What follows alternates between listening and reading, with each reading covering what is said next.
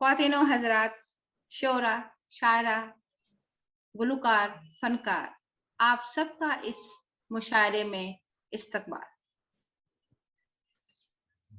ایسا ہے کہ یہ جو مشاعرہ ہے دو وجوہات کی وجہ سے، اس کی دو وجوہات ہیں کہ یہ مخصوص کیوں ہے۔ اول، گزشتہ روز جشن پیدائش منایا گیا گرو نانک جی کا۔ میں چاہ رہی تھی کہ ہم تھوڑا سا گرو نانک جی کے بارے بول دیں۔ آپ سب حضرات ناظرین کی میں حاضرین کی تھوڑی توجہ چاہوں گی۔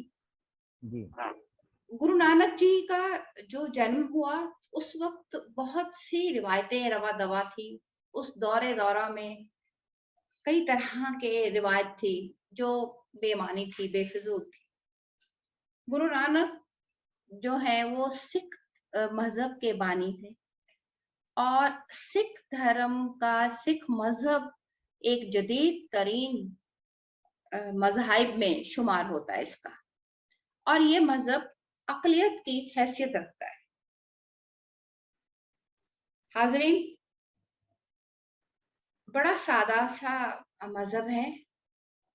جب ان کی پیدائش کے ٹائم یہ پیشن گوئی ہو گئی تھی کہ یہ شخص ایک عظیم شخصیت ہوگی، اور وہی ہوا۔ تاہم گرو جی کا کہنا تھا کہ معرفت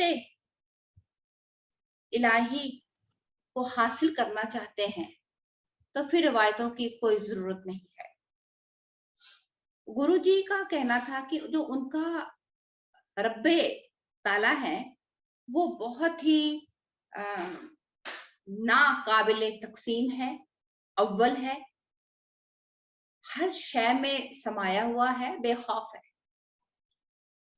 اور اس کو بڑے عام طریقوں سے اسے ہم پا سکتے ہیں۔ یہاں پر ویسے تو کئی معجز ہوئے ہیں ان کے ساتھ، کئی واقعات گزرے ہیں، پر ایک واقعہ کافی قابل تعریف ہے، قابل ذکر ہے۔ ہوا یوں کہ ان کے والد نے کچھ رقم مخصوص کر رکھی تھی تجارت کے لیے، اور انہوں نے وہ صرف کر ڈالی ان فقیروں پر جو بھوک کی شدت سے جاں بلب تھے، اور وہ اس کو حقیقی سودا کہتے ہیں، جس کو سچا سودا کہتے ہیں۔